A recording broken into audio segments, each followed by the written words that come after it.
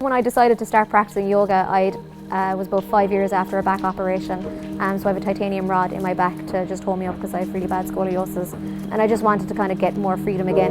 So then I decided to start practicing yoga to regain my balance.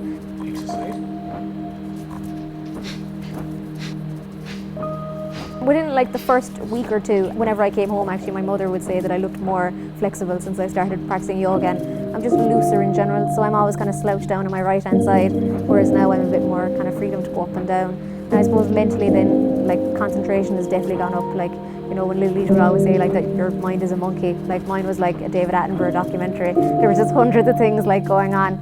But now I suppose I'm a bit more able to sit and kind of focus on something, and I suppose physically for me the benefits are kind of more so, like my lung capacity I think is a little bit bigger, like I can stretch that a little bit further.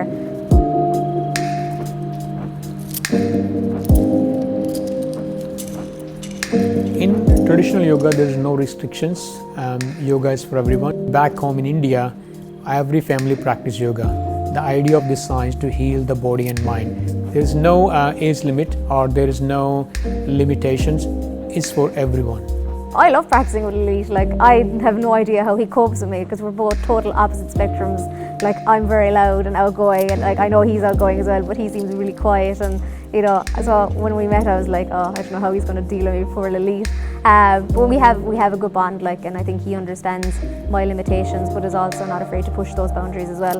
And I think you need someone like that, someone that's able to say, like, are you in pain? You know, if you're in pain, this is what we can do to fix it. But if you're not in pain, then we're able to go one step further. Like when he told me today that I was gone from beginner to advanced, I actually thought he was joking, because like I don't look like an advanced yoga person whatsoever. Like, but in my head, I suppose, like, you know, you'd be scrolling on Instagram and you'd see people upside down with their legs split and arms out and things like that.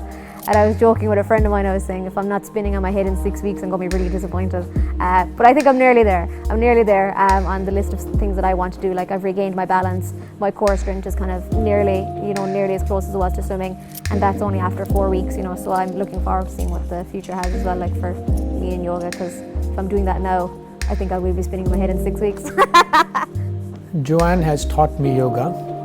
She has a courage and strength, and I learned a lot from her.